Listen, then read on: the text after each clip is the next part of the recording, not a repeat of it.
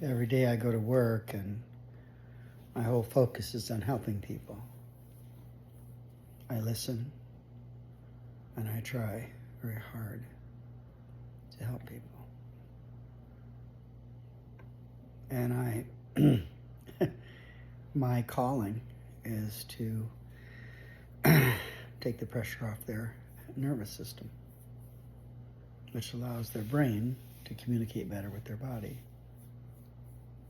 And they come in for sciatic pain and back pain and neck pain and numbness and tingling and all these things. But what's really going on is that I'm improving through my adjustments, which I've been taught to do and which I love doing, the flow of the cerebrospinal fluid around the brain and down the spinal cord, and the flow of information to and from the spine through the whole body. And when I do that, the vagus nerve that mediates their inflammatory process and the sympathetic nerves that handle their ability to handle alarm, and their parasympathetic nerves that digest their food and allow their bodies to repair themselves. I facilitate that.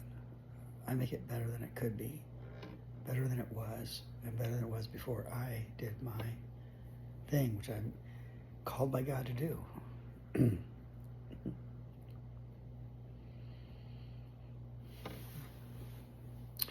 So I survived an accident when I was 16 where I was in a coma, and they told my parents I wasn't going to wake up.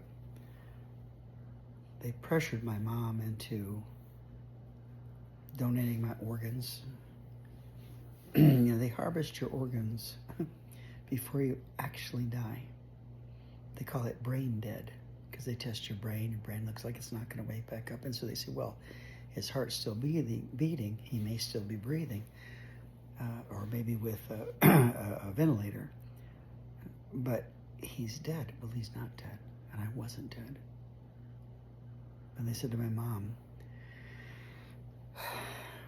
your 16-year-old boy, he's a good, strong boy, athletic body.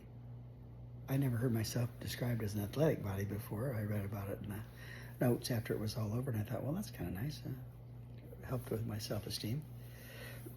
But they told my mother, it's a miracle that your 16-year-old son is brain dead and in a coma and will never wake up. And if he wakes up, he'll never walk again. And if he ever wakes up, he'll be a vegetable the rest of his life. And if you let us take his organs, then we will use them, and the blind will see. And people with no kidneys will get a kidney. People with no liver will get a liver. People who have been badly burned will get skin. And your son's life will have meaning and purpose. My mother she said, I felt like a deer in the headlights. I just couldn't say, take my son's life.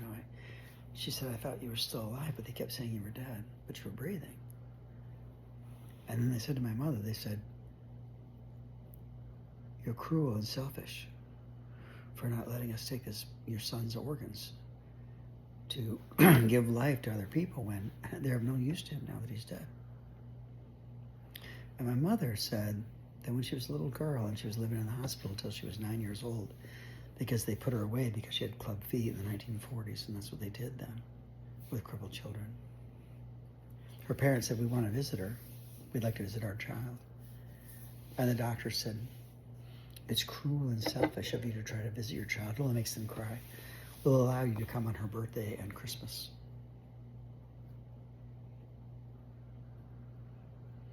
So when they told my mother that she was being cruel and selfish by not donating my organs to all the people that could give my death meaning, she was just frozen.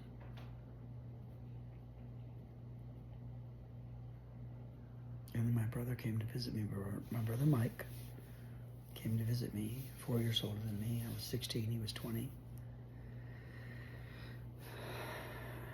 He reached down And he whispered in my ear, "That's Boogie, bro." And I opened my eyes. And when I woke up, they told me that I would always be paralyzed below the waist. But one day, and I'll tell the story sometime, but one day my right toe moved. And then on my other toes, and my left leg, and then my right knee, and eventually my right hip. And although I had trouble with my right hip for about 4 years, where it would just cease to have motor, cease to have any ability, and then other days it worked, until I got my first chiropractic adjustment at 20. And then all my power came back, and all my strength came back. And I could walk, stand up straight, and shoulders level, my body not all twisted around.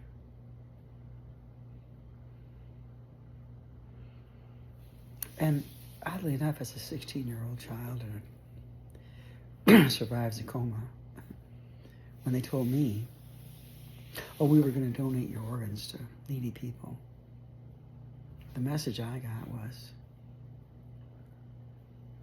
what kind of life can I live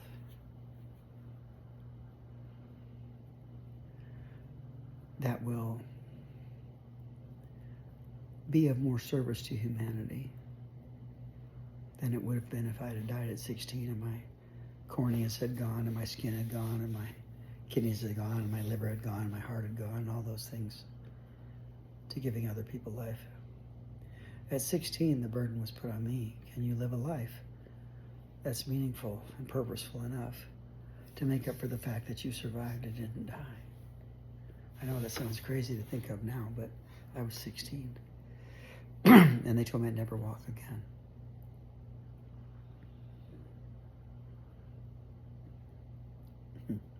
I used to lay in bed, and as I fell asleep, I'd tell myself, tonight I'm going to dream about moving, walking, and running. And I'd lay in bed for hours, and I'd try to move my feet, move my toes.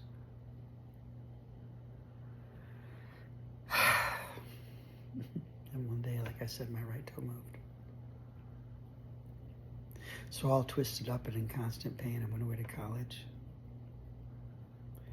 They said, "What do you want to major?" And I said, "Well, I'm not going to be able to dig ditches." I didn't know anything about all the different college majors, what they were, what they could have been. I had no idea. I thought a business degree meant you worked in a bank, and, what other majors were there? And they said, "Well, you could be a teacher." And I was like, "Oh." And in my little 18-year-old brain, I thought, well, teachers don't do anything. And what I meant was they didn't dig ditches. I thought of myself, I could be in a wheelchair and be a teacher. So when I first went to school, to be a teacher. But I missed so much school because I was still paralyzed more days than not.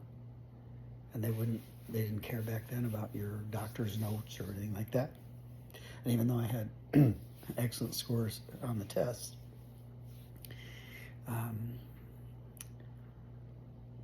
I wasn't doing too well in at least one of my classes, where because of missing school, I wasn't doing that great, so I dropped out of school.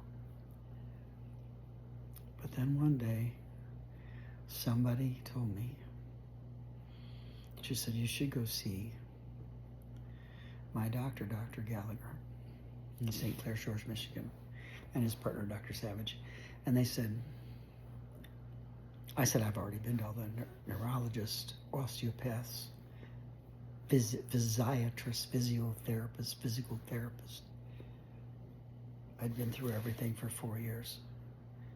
They thought maybe some kind of surgeries could help me, but I have to admit I was a little bit afraid or skeptical about being cut on at 17, 18 years old, 19 years old. Sure, I didn't have the money for surgery anyway.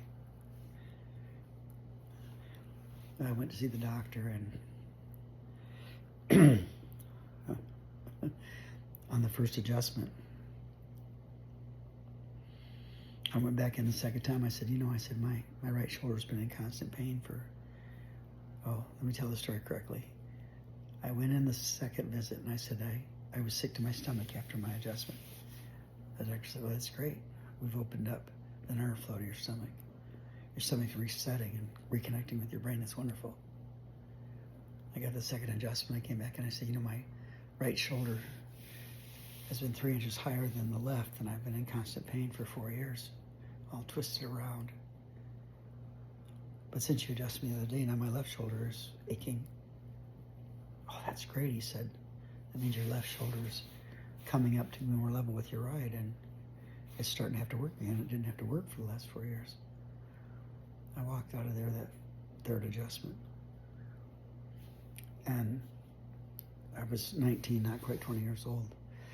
I went to a store. I said to the person with me, I'm not in pain anywhere. And if you've ever been in constant pain, to turn to somebody after 4 years of constant, horrible pain and say, I'm not hurting anywhere. And she took me by my hand and she walked me over in front of the mirrors in the clothing department. And she said, look. And I looked up. My shoulders were level. My hips were level. I wasn't all twisted up and bent around. My head cranked one way, my shoulder another, my hips another. I looked in that mirror. Level shoulders, level hips, no pain. And I felt like Adam in the garden. I'd definitely, through the grace of God, been reborn. And I'd always been a believer in God and a deep believer in God. And I really feel and I really believe that He saved me and He gave me a purpose. And the purpose is to adjust other people and do for them what the chiropractor did for me. It's that simple. And I've done it now for 4 decades. And I can only hope that somehow the sum total of whatever I've been able to do for other people, by helping their disc to not degenerate, helping their bones to not spur, helping improve the connection between their brains and their bodies, helping to relieve their migraines and their scoliosis and their arthritises and all their pain. And maybe just by listening to them and being sensitive to what they're going through, because I can certainly understand it after what I went through. And being that ear that when I was a patient in the hospital and the doctors rush in, rush out, and didn't listen to anything you said, and I've tried to be a good doctor and a good friend and a good chiropractor. And maybe I've done at least as much good as I would have done if my eyes and my skin and my kidneys and my heart and my liver had been given to somebody when I almost died at 16. I don't know. We'll let God sort that out. But I've done my very best to live a life of meaning. I tried to be a good husband. I tried to be a good father. I tried to be a good grandfather. I've tried to put my heart into loving others, listening and caring. And I haven't been the best businessman. I just go in every day and focus on helping others, and somehow the bills generally get paid. I know there's maybe a lot more money to be made if I was smarter about being a businessman, but I'm called to be a doctor, and that's my calling. And I just pray to God to maintain me in that calling. And I just wanted to say this for anybody who wants to hear it, and encourage the people that I love, and maybe people that see this that I don't know, that whatever you go through in life, it can sometimes bring you to your calling. It can sometimes give you this meaning in your life, that you have something that you have to do or should do or must do to help others or be of service to others, or whatever good thing works for you. Maybe just being able to be that person that is, successful, and then has the wherewithal to be there for the people that need in their life, or that need them in their life.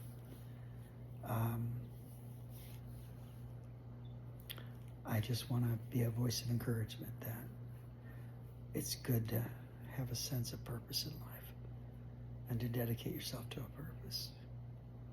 And then whatever happens, you have at least that knowledge that you put yourself out there, and you were brave, and you were hardworking, and you tried, and you cared.